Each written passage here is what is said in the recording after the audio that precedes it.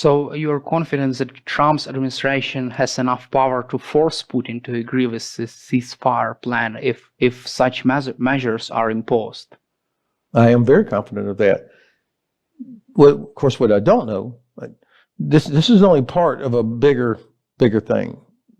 I think negotiations are probably not just about a ceasefire or a line somewhere. I think it's probably connected to other things. And of course, every member of the administration always talks about China.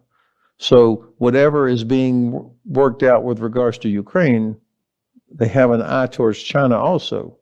And the Chinese should see that we are willing to do all these things to defend our interests, sovereignty, freedom of navigation, etc.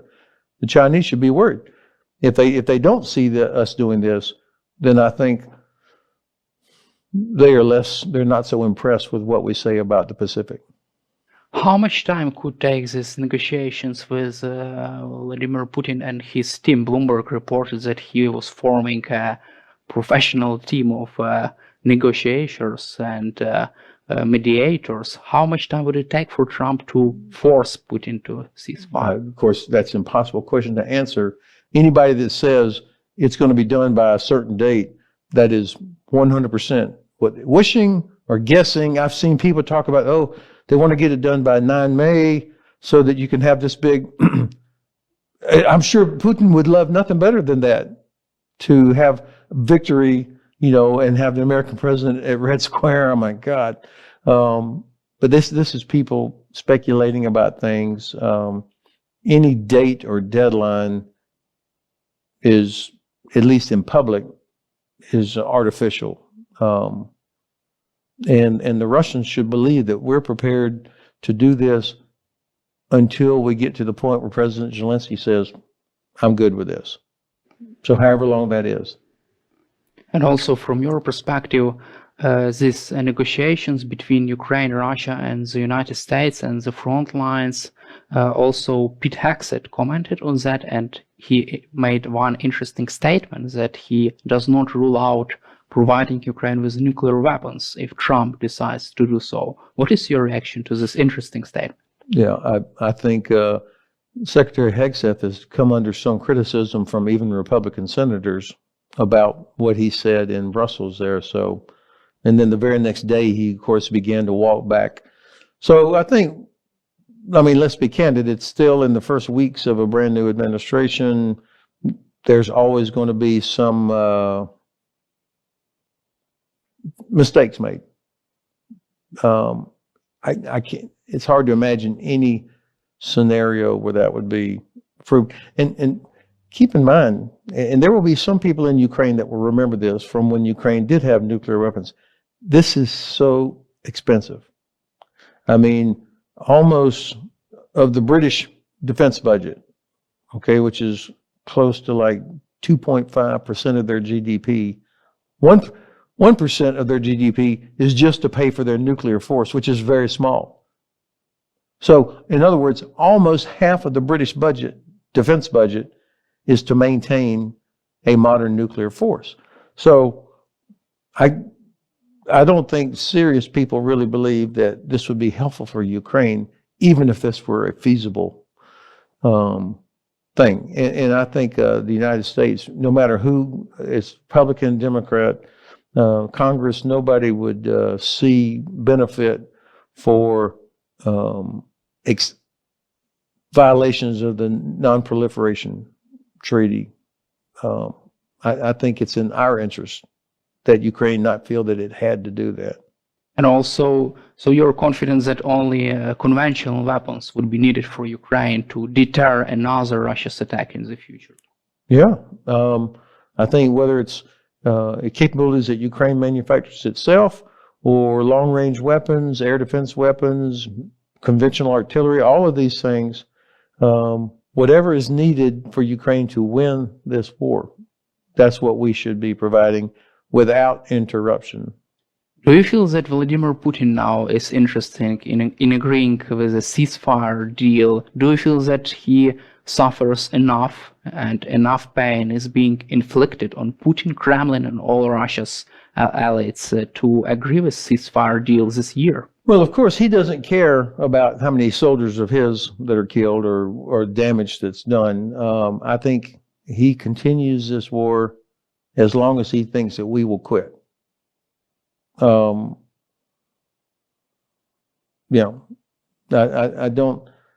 don't see him saying, "Oh, we've 1 million casualties," which will happen in a couple of months. They'll hit 1 million, maybe even sooner.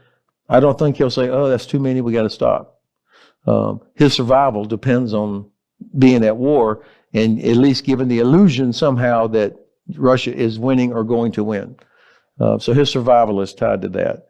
So I have believed for the last couple of years that his only hope was to wait and hope that the U.S. would turn its back, try to get some kind of deal, and then be done. And I think when the day he realizes that's not going to happen is the day he begins trying to figure out how does he extract himself. Do you feel that there is any kind of feeling of regret in Kremlin regarding this whole military disaster in Ukraine right now? Yeah, of course, I can only speculate based on what different people in Russia say, the talking heads, the propagandists, the different people that talk on Russian talk shows. You've got people over here saying we should have used a nuclear weapon, we should have killed these guys, and then over here it's like, what a huge mistake. And it does feel a little bit more and more that people are coming out saying that this was a mistake, and they're feeling brave enough to be able to say that publicly. I think that says something. But in terms of serious government figures saying this was a mistake, I don't think we'll hear that. And can you imagine a feeling of regret in Putin's head? Well, dictators don't have a retirement plan. I mean, they stay in power for life, because usually bad things happen to dictators when they try to step down unless they have a really clear, strong succession program. I don't know who that is in Russia. So the regret probably comes from oligarchs who no longer have their flat in London, or have their kids going to school in Switzerland, or their yacht has been impounded down in Naples, or wherever. They probably have personal regret about their own life, but I don't know how many of them would actually say we should have stopped Putin. This was a terrible idea. All this destruction. We lost our Ukrainian friends, and I don't get that feeling. If there is a ceasefire deal between Ukraine and Russia with, for example, European troops on the ground, how long could last this deal? From your perspective, there are also discussions that Vladimir Putin could use this time to regroup and attack Ukraine again. How long could last this deal with European peacekeeping forces on the ground, and also American security assistance for Ukraine, providing weapons and all this stuff? Well, of course, that will depend on the makeup, with the mission, and who provides it. What's the expectation? I remember in 1995 when the NATO created the I-4 implementation force to implement the Dayton Peace Accord. And, somebody had said this will last for 1 year. And so the question immediately became, so then what happens after 1 year?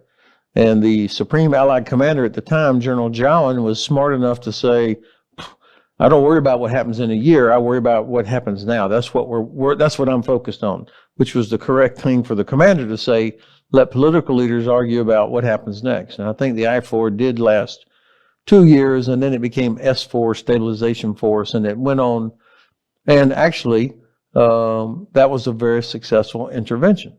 And but it started with a very strong, capable military force, 3 divisions, a corps headquarters, air, land, capabilities, everything, and rules of engagement that allowed soldiers of IFOR to use force against any Serb or Bosniak or Croatian that violated the agreement. So whatever the peacekeeping force ends up being, and whoever's in it, it has to have a very clear mission. When somebody says it's going to take 200,000 or 100,000 or 50,000, I say, well, what do you base that on? I mean, we don't even know what the mission is yet. So the size will depend on the task. If it's a zone of separation from the northern border of Ukraine to the Black Sea, that would have to be 40 kilometers, 50 kilometers wide, perhaps. That's a lot of people. Now you're talking 200,000. That would be very difficult to have that much force for an indefinite period of time. If it's a smaller reaction force, obviously that's less, but that's also more easily pushed by the Russians. And the Russians on day one, I'm confident, will test immediately. Are we really prepared to do whatever's necessary? And also there are discussions about this peacekeeping missions. So from your perspective, what should be the mandate? So the main point here is that such troops should be able to fight back in case of Russia's attack. They have to. Do you agree with it? Yeah, the rules of engagement. This was one of the reasons that the IFOR was so successful, was because the Serbs knew that any IFOR soldier could shoot to kill if they were pushed by a Serbian soldier. I mean, very clear, strong rules of engagement. And it has to be like a warfighting force, not 10,000 people with blue helmets. That's not going to work. And also, my last question for you about this peacekeeping forces and this mission. What do you expect, for example, another full-scale war in the future after this cease? Are there risks for such another conflict in Ukraine after this? Of course. If the Kremlin perceives that Europe, Canada, and the U.S. are like, oh, all right, we got a deal, get back to business as usual, U.S. focus on the Pacific, we reduce U.S. capabilities in Europe, people start wanting to buy gas from Russia again. If they see that there's a quick effort to return to business as usual,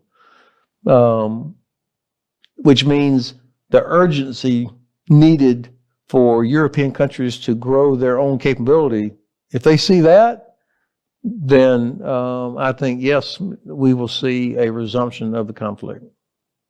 So the key to whatever the agreed settlement is will be the Russians seeing that we are prepared, that we're not going to waste this time, that Ukrainians are going to be trying to fix all the problems, reorganize, train, get ready, make itself indigestible.